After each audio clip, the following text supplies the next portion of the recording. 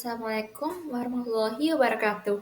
Perkenalkan, saya Sabina Orocinta Azahra dari kelas 10C dengan nomor absen 33. Di sini saya akan mempresentasikan mengenai Kerajaan Singosari.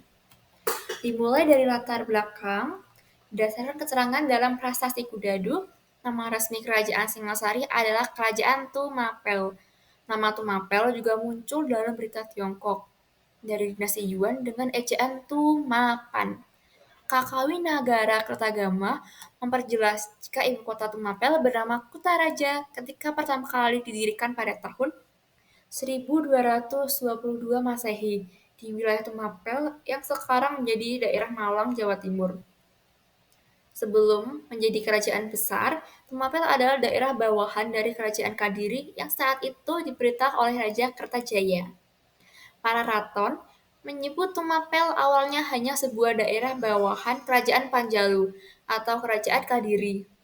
Adapun yang menjabat sebagai aku atau Saracamat Tumapel saat itu adalah Tunggul Ametung.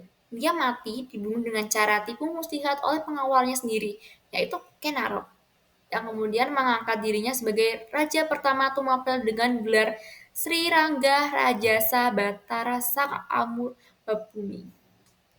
Lalu selanjutnya kita juga akan membahas peran Kenarok. Kenarok sendiri adalah seorang pemuda dari kasta rendah dengan ambisi besar. Awalnya bekerja sebagai bawahan Tunggul Ametung, Aku atau Bupati Tumapel. Bawahan Tunggul Ametung. Karena ingin memperistri Kendedes, yaitu istri Tunggul Ametung, Kenarok membunuhnya dan merebut kekuasaannya. Setelah menguasai Tumapel, Kenarok menantang Kadiri dalam Perang Ganter di tahun 1222 Masehi. Dalam perang ini, pasukan Tumapel berhasil mengalahkan Kadiri, sehingga Kenarok mendirikan kerajaan Singosari dan menjadi raja pertama dengan gelar Sirangga Rajasa Sang Amurwabumi. Bangsa baru yang ia dirikan disebut Rajasa, Raja Wangsa, atau Girindra, yaitu Girindra Wangsa yang nantinya menurunkan raja-raja Singosari dan Majapahit. Setelah itu kita akan membahas masa kejayaan Kerajaan Singasari. Puncak kejayaan Singasari terjadi saat pemerintah Raja Kertanegara di tahun 1268 hingga 1292 Masehi. Ia dikenal sebagai penguasa visioner dan ekspansionis dengan berbagai kebijakan politik dan militer yang memperkuat Singasari. Kebijakan politik dan militer sendiri, yang pertama ada ekspedisi Pamalayu di tahun 1275 hingga 1292 Masehi. Mengirim pasukan ke Kerajaan Melayu di daerah Sumatera untuk melemahkan Sriwijaya dan memperluas pengaruh Singasari. Mengirim Arja Amopasa sebagai tanda persahabatan dan memperkuat diplomasi. Ekspedisi ini menjadi cikal bakal penyatuan Nusantara yang dilanjutkan oleh Majapahit. Yang kedua, menolak kekuasaan Mongol di tahun 1289 Masehi, Kaisar Kubilai Khan dari dinasti Yuan Tiongkok mengirim utusan agar Singasari tunduk dan membayar upeti.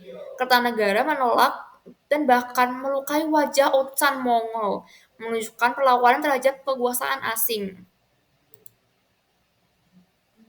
Yang ketiga, penyatuan wilayah Nusantara. Berusaha menyatukan Nusantara di bawah kekuasaan Singasari, menaklukkan Bali, Kalimantan, dan beberapa wilayah di timur Nusantara. Yang keempat, ada penguatan agama dan budaya. Mempromosikan sinkretisme antara Hindu dan Buddha, menciptakan ajaran Siwa Buddha, membangun candi, dan arca sebagai bentuk pemujaan. Lalu kita juga akan membahas fase kemunduran dan runtuhnya Kerajaan Singasari sendiri. Fase ini dibagi menjadi dua faktor. Yang pertama, ada faktor pemberontakan Jayakatwang di tahun 1292 Masehi. Jayakatwang, keturunan Raja Kadiri, dan merasa dendam terhadap Singasari dan melihat kelemahan pertahanan dalam negeri saat Kertanegara fokus pada ekspedisi Pamalayu. Jayakatwang menyerang ibu kota Singasari. Kertanegara terbunuh. Dalam serangan ini menandai runtuhnya kerajaan Singasari. Faktor kedua yaitu adanya serangan Mongol di tahun 1293 Masehi dan juga lahirnya Majapahit. Setelah kematian Kertanegara, pasukan Mongol datang untuk menghukum Singasari. Raden Wijaya, yaitu menantu Kertanegara sendiri, berpura-pura bekerjasama dengan Mongol untuk menumbangkan Jayakatwang.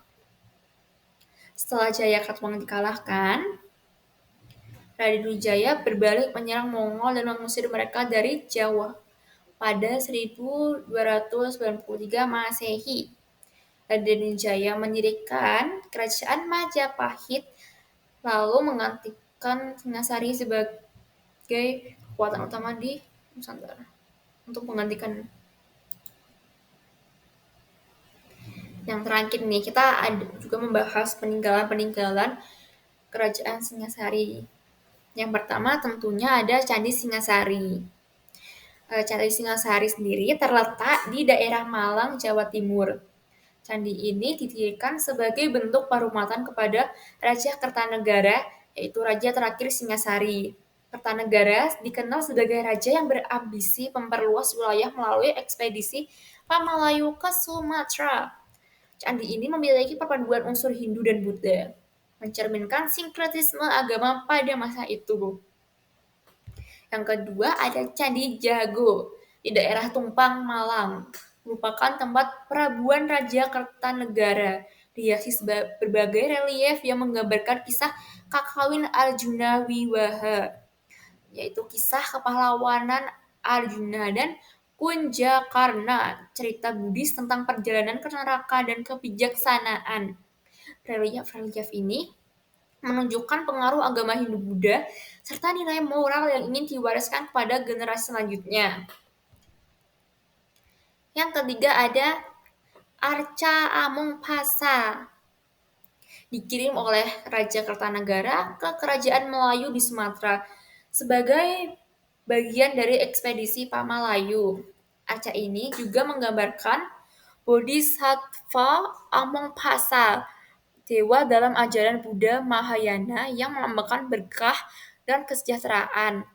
Pengiriman arca ini juga menunjukkan hubungan diplomasi dan pengaruh Singasari di Nusantara.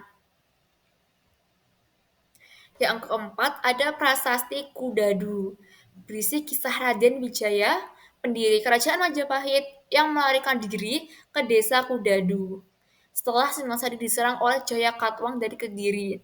Prasasti ini menjadi bukti sejarah yang menjelaskan hubungan antara Singasari dan awal berdirinya Majapahit.